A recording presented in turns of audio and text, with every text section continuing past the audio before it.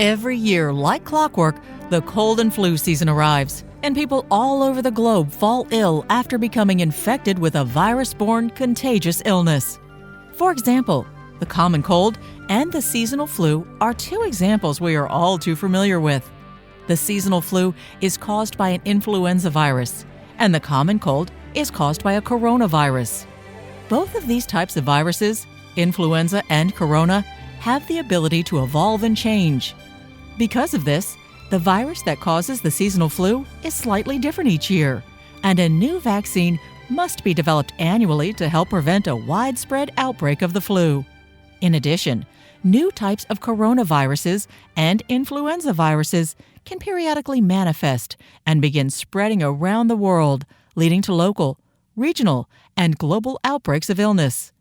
The most recent example of this is the 2019 outbreak of a coronavirus-borne respiratory disease that started in Wuhan, China, and has quickly spread around the world. Known as Coronavirus Disease 2019, or COVID-19 for short, this illness is highly contagious, and there is currently no vaccine which can be used to stop its spread. In prior years, other new strains of corona and influenza viruses, such as SARS and the H1N1 flu, manifested and also spread around the world in a similar manner. To prevent the spread of COVID-19, the seasonal flu, and similar contagious illnesses, all employees, healthcare workers, and members of the general public must understand how these viruses are spread and what measures must be taken to prevent becoming infected. COVID-19 can spread from person to person in the same manner as other coronaviruses and influenzas. When an infected person sneezes or coughs, tiny droplets of fluid containing the virus are expelled into the air. When these droplets come in contact with the eyes, nose, or mouth of a nearby person, that person can become infected with the virus.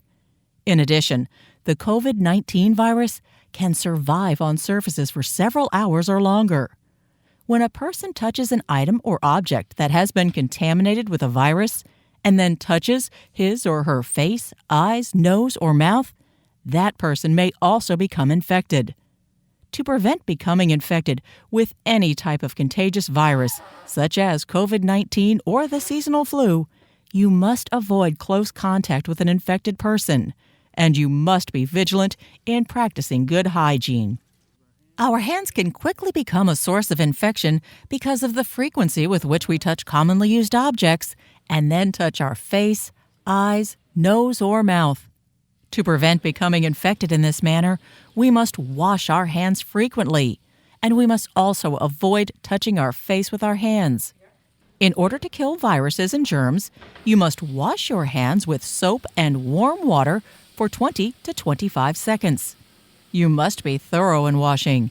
Be sure to wash between each finger, as well as the back of the hand. Wash your hands frequently, and always after a potential exposure. When soap and water are not available, an alcohol-based hand sanitizer that contains at least 60% alcohol may also be used to clean your hands. It's also important to periodically sanitize commonly used items, such as door handles, telephones, light switches, and similar objects, especially if there have been confirmed cases of contagious illness in your workplace or an outbreak in your local area. There are a variety of sanitizing agents available for this purpose. The Centers for Disease Control recommends a simple solution of 1/4 cup bleach per gallon of water. It's important to note that it is not necessary or recommended for a healthy person to wear a surgical mask or N95 respirator in an attempt to prevent being infected.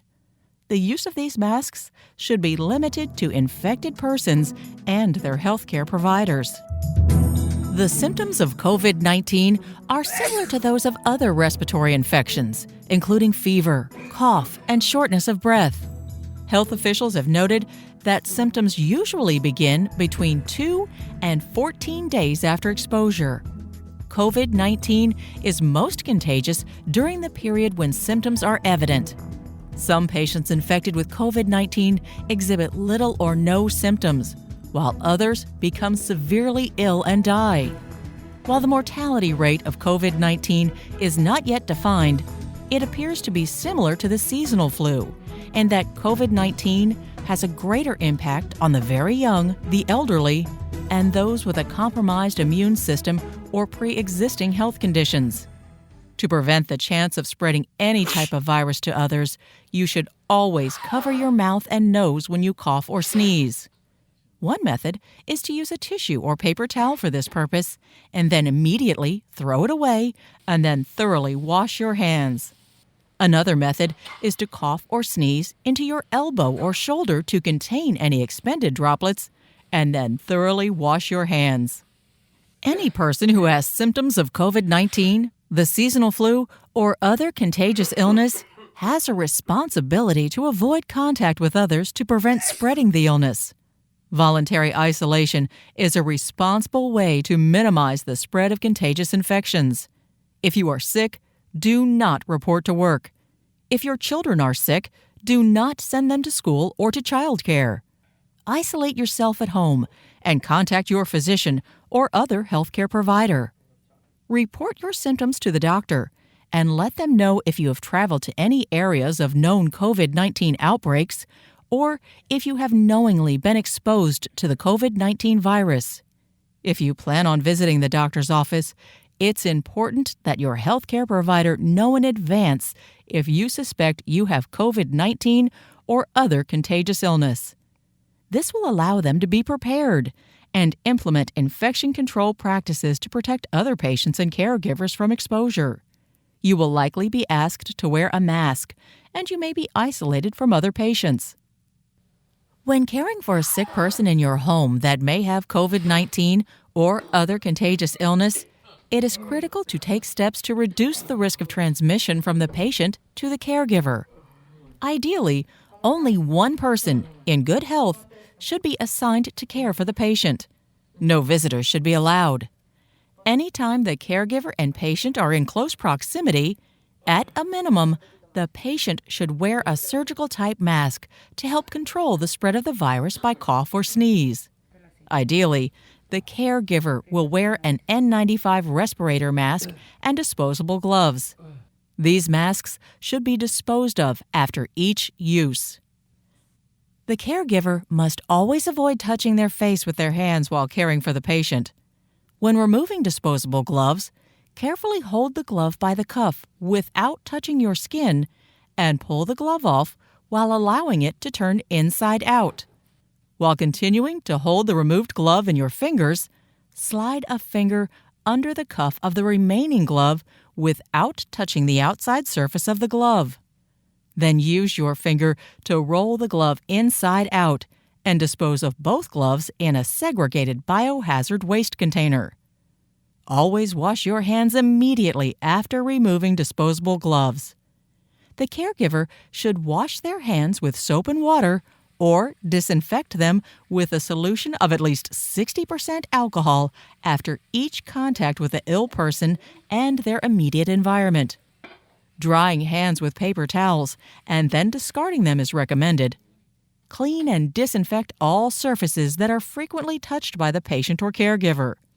Use a regular household disinfectant or a solution of 1/4 cup of bleach to 1 gallon of water. The fast global spread of COVID-19 has governments and health officials concerned that the outbreak may reach pandemic status. A pandemic occurs when a highly contagious infectious disease emerges quickly throughout a large human population and causes serious illness on a global scale. Different countries and regions of the world will react differently to a pandemic occurring. Restricting travel to and from certain regions and requiring quarantine for new arrivals or those showing symptoms will be one of the first measures taken to control an outbreak or pandemic. More restrictive regional measures may also be taken in areas of an outbreak, such as canceling public events, restricting large gatherings, or closing public transportation.